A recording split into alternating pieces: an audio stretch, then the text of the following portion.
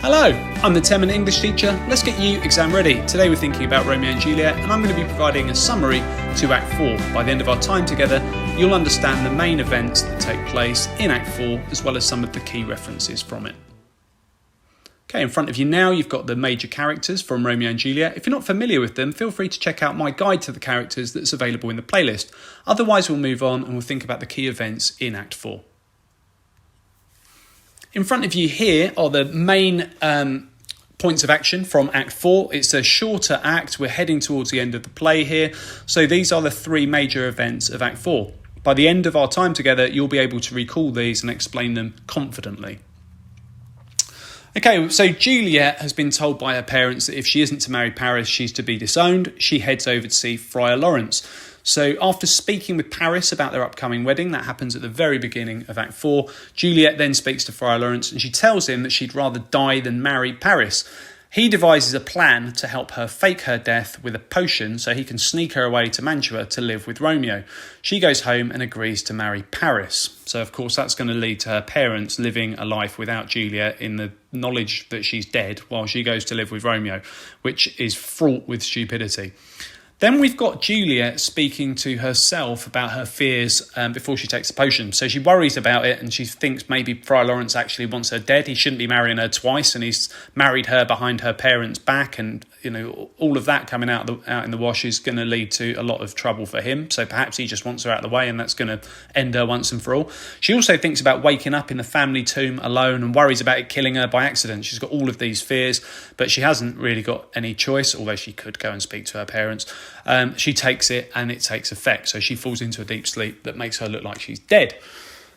Then she is found. So the nurse tries to wake Juliet up, and in a matter of moments, her parents, busy planning her wedding with some musicians, are told of her death. Of course, she's not dead, but that's what everyone comes to believe. Great sadness fills the Capulet house.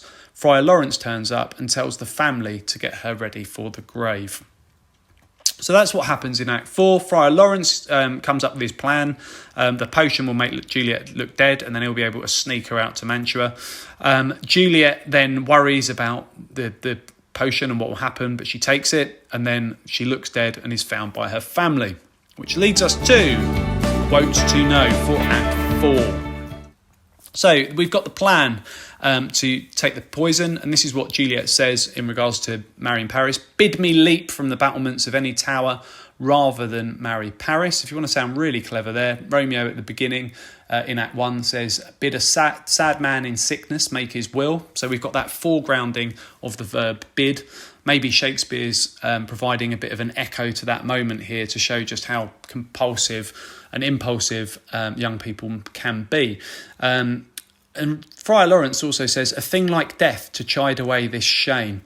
So, ultimately, Juliet has married Romeo and he's labelling that as shame. We'll make you look like you're dead so that we can get rid of the trouble. But the use of the word shame, he's the one that's placed shame on these young people by marrying them in secret so hastily.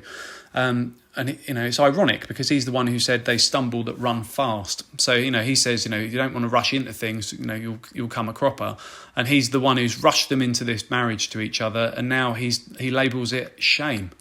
I really personally don't have too much sympathy for Friar Lawrence. I also think that one of the things that's missing from the films is that they paint him in a sentimental light. And actually, the man's a fool.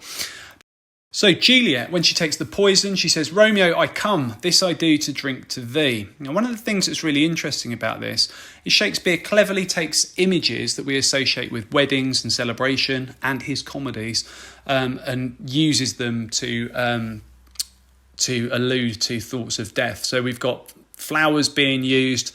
The flowers that should have been used to celebrate Juliet's wedding as a gift from Paris are then he then takes them to her tomb. We've got allusions to music with the musicians who were going to be providing celebrations for Juliet's wedding, who are then thrown into that sadness in this act. And we've also got allusions to drinking. We associate wine with weddings and the poison and the way that it's drunk by Juliet. And then later Romeo provides a bit of an ironic sort of twist. Shakespeare takes all these images of celebration and turns them on their head to show us how there's such a fine line between comedy and tragedy.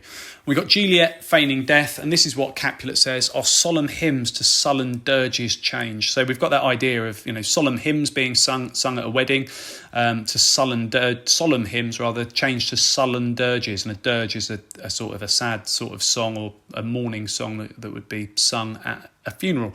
So Shakespeare showing us just how quickly life can turn bitter, with all of these references to things that we associate with weddings and celebration. Okay, if you want to take your revision further, can you recall the major events of Act 4? Hopefully you can do that without looking, but if you can't, feel free to use the play bar and revisit that part of this video. What do you think the outcome would have been if Juliet had spoken with her parents? Something that she doesn't do. She doesn't seem to think she's got any options or choices, but ultimately that's one on the table that she doesn't opt to use. How many of the key quotes can you recall? Revisit them and make flashcards, or just watch again and test yourself. Okay, check out the other videos on my channel. I'll continue to add content. Feel free to ask for something you'd like to see me cover in the comments section. Don't forget to like and subscribe and share, and keep revising.